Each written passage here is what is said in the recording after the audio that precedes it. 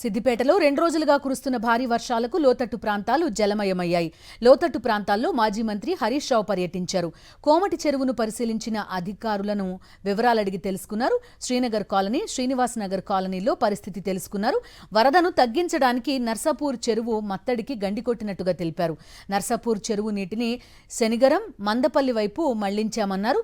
లోతట్టు ప్రాంతాల్లో ఇళ్లు నిర్మించుకునే ముందు ప్రజలు ఆలోచించాలని సూచించారు. నాలాలు కబ్జాలు చేసి ఇళ్ల నిర్మాణం చేయకూడదన్నారు హరీష్ రావు.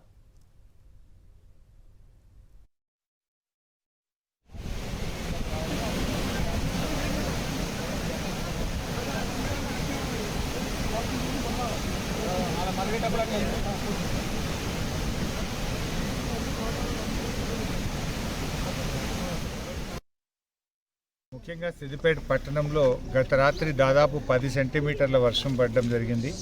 సిద్దిపేట పట్టణ పైభాగంలో ఉన్నటువంటి తొగుట మండలంలో కూడా 20 సెంటీమీటర్ల వర్షం పడి మరి పెద్ద ఎత్తున వరద నీరు రావడం జరిగింది.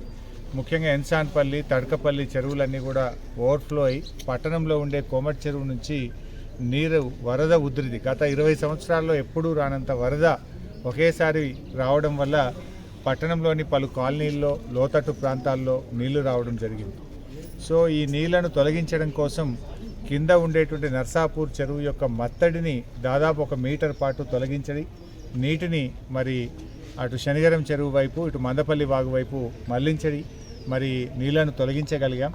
బట్ భవిష్యత్తులో కూడా ఇలాంటి క్లౌడ్ బ్రస్ట్ సిచ్యువేషన్స్ వచ్చినప్పుడు, ఇంత పెద్ద ఎత్తున వరద వచ్చినప్పుడు దాన్ని ఎలా తట్టుకోవాలి, దీన్ని ఏ రకంగా ముందుకు తీసుకుపోవాలనే దాని మీద కూడా టెక్నికల్గా ఇంజనీర్స్తో మాట్లాడి ఇలాంటి సిచ్యువేషన్ మళ్ళీ పునరావృతం కాకుండా కూడా తగిన జాగ్రత్తలు తీసుకునే ప్రయత్నం చేస్తాం.